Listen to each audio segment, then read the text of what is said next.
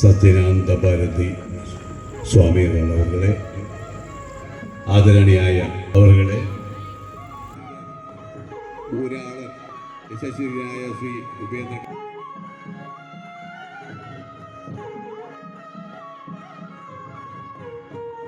വേദിയിലുള്ള ഗ്രാമപഞ്ചായത്തിൻ്റെ 11ാം ward member Shrimati Radha.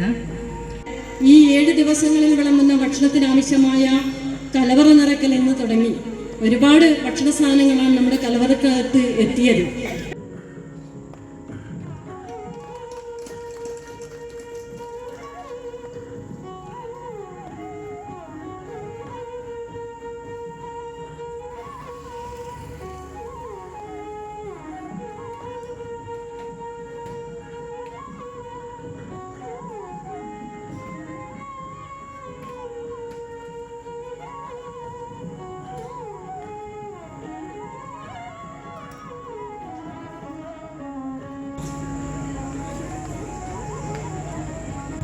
അത്യന്തപാലം അതിഥി വിസുപ്രകാശം നിവാസകം ജനകഭൂഷണഭൂഷിതാംഗം വിസരസ്തകേശം നവനാധരം മായതാക്ഷം കൃഷ്ണം സ്മരാമി മനസാനവനീതാസ്തം സദാശിവസമാരംഭാം ശങ്കരാചാര്യവിധമാം അസ്മരാചാര്യപര്യന്താം വന്ദേ ഗുരുപരമ്പരാം.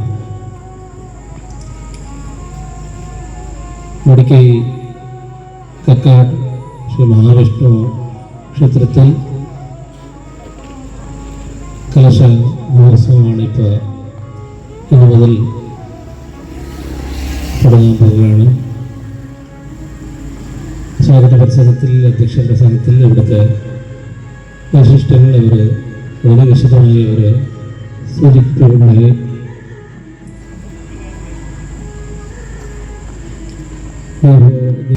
ഈശ്വരന് ഞങ്ങൾ ആത്മത്തിലും പറഞ്ഞിട്ടത് അങ്ങനെ ഞങ്ങളുടെ ദേഹത്തിൻ്റെ ഒരു അംഗത്തിന് എന്തെങ്കിലും ബുദ്ധിമുട്ട് വന്നാൽ അത് മുഴുവൻ ദേഹത്തിന് അത് ബാധിക്കുന്നു. അങ്ങനെ ഞങ്ങളുടെ നാട്ടിലുള്ള അമ്പലം ക്ഷീണമായാൽ ക്ഷയമായാൽ സാന്നിധ്യം ക്ഷയമായാൽ മുഴുവൻ നാട്ടിനെ അത് ബാധിക്കുന്നതാണ്. അപ്പോൾ എല്ലാ ഭക്തന്മാരും കൂടിയിട്ട് ആ അമ്പലം ജീർണോദ്ധാരം ചെയ്തു ബ്രഹ്മകലശോത്സവം കാര്യങ്ങൾ ഞങ്ങളുടെ അമ്പലത്തിൽ നിർവഹിച്ചാൽ ഇത് നാടിന് സുഭിക്ഷയുണ്ടാക്കും. നാട്ടിലെ ബ്രാഹ്മണ നാട്ടുകാരും കൂടി ചുരുക്കിയ അവധിയിൽ 6 മാസം അഞ്ച് കഴിച്ച് 6 മാസത്തിൽ ഈ അമ്പലം ബ്രഹ്മകലശത്തിനത് ഇപ്പം റെഡിയായിട്ടുണ്ട്.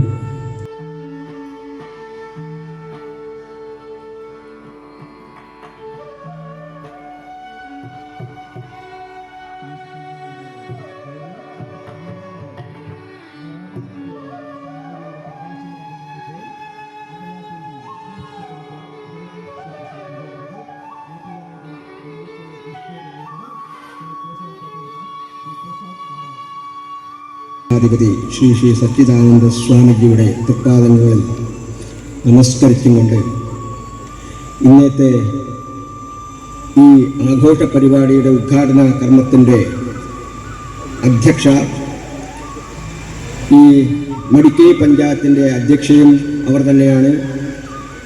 അവനെയും അതുപോലെ തന്നെ കക്കാട്ട് നാരായണ പട്ടേരി, കേശവ് പട്ടേരി, പത്മനാഭ പട്ടേരി, വേദിയിലിരിക്കുന്ന എല്ലാ വിശിഷ്ട വ്യക്തികളെ, സദസ്സിലിരിക്കുന്ന മഹനീയന്മാർ. മൃഗവും തമ്മിലുള്ള വ്യത്യാസം എന്താണെന്നറിയാമോ? മൃഗങ്ങളെ നയിക്കുന്നത് 2 ത്വരകൾ മാത്രമാണ് നയിക്കുന്നത്. ഇര തേടുകാനപരമായിട്ടുള്ള ത്വരകളൊക്കെ അവിടെ ഉണ്ടാകാം, പക്ഷേ അവന് ചിന്തിക്കാനുള്ള ശേഷിയുണ്ട്. മൃഗങ്ങൾക്കും ചിന്തിക്കാനുള്ള ശേഷി ഉണ്ടാവും, പക്ഷേ തൻ്റെ ചിന്തകളെ നിയന്ത്രിക്കാനുള്ള ശേഷി നമ്മൾ മനുഷ്യന് മാത്രമേ ഉള്ളൂ.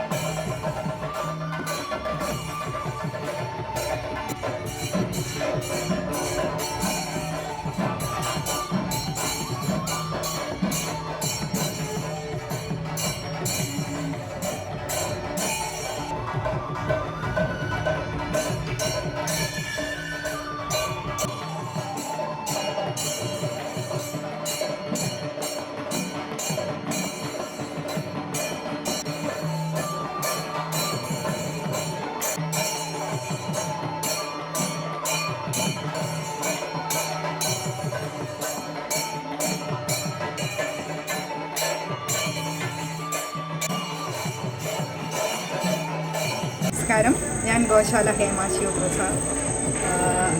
കക്കാട് ക്ഷേത്രത്തിൽ 24 വർഷങ്ങൾക്ക് ശേഷം നവീകരണ കലശം നടക്കുകയാണ്.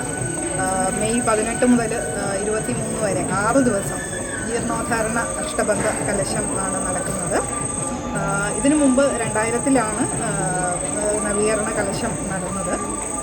കക്കാട്ടമ്പലത്തിൻ്റെ ചരിത്രം പറയുകയാണെങ്കിൽ നമ്മുടെ കയ്യിൽ കൃത്യമായിട്ടുള്ള രേഖകളൊന്നും നമുക്കില്ല. പക്ഷെ കുറേ കേട്ടുകേൾവി മാത്രമാണ് നമ്മുടെ കയ്യിൽ നമുക്ക് ആശ്രയിക്കാൻ പറ്റുന്നത്. ഇത് മുമ്പ് ഇവിടെ നമ്മുടെ തിരുവനന്തപുരം പത്മനാഭസ്വാമി ക്ഷേത്രത്തിൻ്റെ ഉത്ഭവത്തിന് അല്ലെങ്കിൽ പ്രതിഷ്ഠയ്ക്ക് കാരണക്കാരനായി എന്ന് പറയുന്ന വില്ലുമംഗലം സ്വാമിയാണ് ഇവിടെ തപസ് ഇരുന്നിട്ടുണ്ട് എന്നാണ് നമ്മൾ തലമുറകളായിട്ട് ഇങ്ങനെ പറഞ്ഞു കേട്ടിട്ടുള്ള അറിവ്. നമുക്ക് എല്ലാവർക്കും അറിയാം, അദ്ദേഹം കുമ്പള അനന്തപുരം തടാക ക്ഷേത്രത്തിൽ നിന്ന് തൻ്റെ യാത്ര ആരംഭിച്ചിട്ട് കേരളത്തിൻ്റെ വിവിധ ഭാഗങ്ങളിലൂടെ സഞ്ചരിച്ച് അവിടെയുള്ള അദ്ദേഹം അനുയോജ്യമായിട്ടുള്ള ശാന്തമായിട്ടുള്ള സ്ഥലങ്ങളിൽ കുറച്ച് ദിവസം താമസിച്ച് തപസ് ചെയ്ത് അങ്ങനെയാണ് അദ്ദേഹം തിരുവനന്തപുരത്ത് അനന്തൻകാട്ടിലെത്തുന്നത്. അങ്ങനെയുള്ള ആ യാത്രയ്ക്കിടയിൽ അദ്ദേഹം ഇന്ന് കക്കാട്ടമ്പലം സ്ഥിതി ചെയ്യുന്ന ആ പ്രദേശത്ത് നിന്നെത്തി ഇവിടെ കുറച്ച് ദിവസം തപസ് അനുഷ്ഠിച്ചു എന്ന് നമ്മുടെ പഴയ തലമുറക്കാർ ഇങ്ങനെ പറഞ്ഞു കേട്ടിട്ടുണ്ട്. അന്ന് ഈ ക്ഷേത്രമൊന്നും ഉണ്ടായിരുന്നില്ല. അന്ന് ഈ ഭാഗം എല്ലാം കൊടും കാടാണ്. ഇന്ന് അമ്പലം നമുക്ക് നോക്കുമ്പോൾ അറിയാം, ഒരു ചുറ്റും മലനിരകൾ, ചുറ്റും മുൻപിൽ പാടമുണ്ട്, ഒരു നദിയുണ്ട്. അതിൻ്റെ ഒരു മധ്യത്തിലായിട്ടാണ് നമ്മുടെ അമ്പലം സ്ഥിതി ചെയ്യുന്നത്.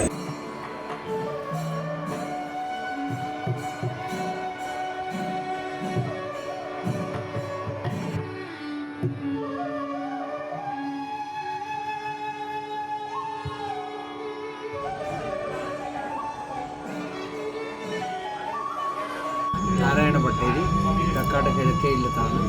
പിന്നെ ഞാൻ 2011 റിട്ടയർ ചെയ്തതാണ്. അതിനുശേഷം ശ്രീപത്മനാഭസ്വാമി ക്ഷേത്രത്തിൽ 4 കൊല്ലം പുറപ്പെടാശാന്തിയായിട്ടുണ്ടായിരുന്നു. 4 കൊല്ലം പൂജാരിയായിരുന്നു.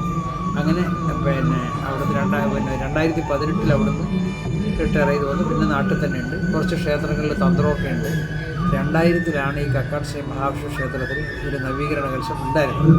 അന്ന് ഏകദേശം നല്ലൊരു അന്ന് തന്നെ ഒരു 3-4 കൊല്ലം അതിൻ്റെ ഭാരവാഹിത്വത്തിൽ നിർമ്മാണ കമ്മിറ്റി ചെയർമാനായിട്ട് അതിൻ്റെ ഭാരവാഹിത്വത്തിൽ ഒരുപാട് കാര്യങ്ങൾ ഇവിടെ അന്നത്തെ കലശം 11 ദിവസത്തെ അവഗാഹത്തോടു കൂടി തന്നെ നടത്താൻ പറ്റി. അതിനു ശേഷം പിന്നെ യോഗസഭയുടെ ആണ് ഇത്, അതായത് വീമണിത്തറവാട് ദശൽ കാഞ്ഞിരക്കാർ കക്കോത്തായതാണ് ഈ അമ്പലം പണ്ട്. അത് രണ്ടാമത് പത്തില്ലക്കാരായ ബ്രഹ്മശ്രീ പുല്ലൂർ യോഗസഭയെ ഏൽപ്പിച്ചു. അവരും ഇതിൽ മെമ്പർമാരാണ്. അങ്ങനെ ആ സഭയാണ് നടത്തിക്കൊണ്ടിരുന്നത്. ആ 2000 കലശാട്ടോട് കൂടിയിട്ട് ഇവിടെ പബ്ലിക്കിൻ്റെ കൂട്ടത്തിൽ ഒരു സേവാ സമിതിയും കൂടെ ഉൾപ്പെടുത്തിക്കൊണ്ട് നമ്മളൊരു അവർ പുറമേയുള്ള കാര്യങ്ങളിലും നോക്കുന്നുണ്ട്. ഓരോ കാര്യങ്ങൾ ഉത്സവാദി കാര്യങ്ങളിൽ നോക്കും, കർക്കിടമാസത്തിൽ ഭഗവത് സേവ അവർ നോക്കും, ബാക്കി അകത്തെ കാര്യങ്ങളൊക്കെ നമ്മൾ ചെയ്തുകൊണ്ടിരിക്കും. ആ ഫെബ്രുവരി 6 പണ്ട് തന്നെ ഇതിന് ജനുവരി 14 അതായത് മകരവിളക്കിൻ്റെ അന്നായിരുന്നു ഈ ക്ഷേത്രത്തിലെ ഉത്സവം. അത് വളരെയധികം പുരാതന കാലം മുതൽ തുടങ്ങി. പക്ഷേ കഴിഞ്ഞ കലശം ഈ 2000 കലശം കഴിഞ്ഞതോടെ ജനങ്ങളുടെ സൗകര്യാർത്ഥം ഒരു നവീകരണം കഴിയുമ്പോഴാണല്ലോ മാറ്റം വരുന്നത്. അന്ന് ഫെബ്രുവരി 6 അവസാനത്തെ ഇത്. അതുകൊണ്ട് ഫെബ്രുവരി 6 മകരം 23 ഉത്സവം മാറ്റി.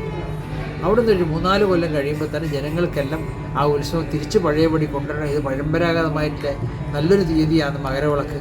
അത് ഒരു പ്രശ്നം. അപ്പോൾ തന്ത്രി പറഞ്ഞു ഒരു നവീകരണത്തിന് തീരുമാനിച്ച് പിന്നൊരു നവീകരണത്തിന് മാത്രമേ നമുക്കത് മാറ്റാൻ പറ്റൂ. പറ്റുമെന്ന് വെച്ചാൽ യോഗസഭ ഓരോരോ കൊല്ലം നടത്തിക്കൊണ്ടിരുന്നു. ഒരു വ്യാഴവട്ടം കഴിഞ്ഞ് സാധാരണ ഒരു 12 കൊല്ലം ഒരു വ്യാഴവട്ടം കഴിഞ്ഞാലാണ് ഈ കലശാട്ടം നടത്തുന്നത്. അത് പിന്നെ യോഗസഭയുടെ ഗെയിം കിട്ടുന്നത് അവരിങ്ങനെ ഓരോ കൊല്ലം ഭാരവാഹിത്വം മാറുന്നതനുസരിച്ച് അതിങ്ങനെ ചേഞ്ച് ചെയ്ത് വന്ന് അവസാനം ഇത് 23-ാമത്തെ കൊല്ലം.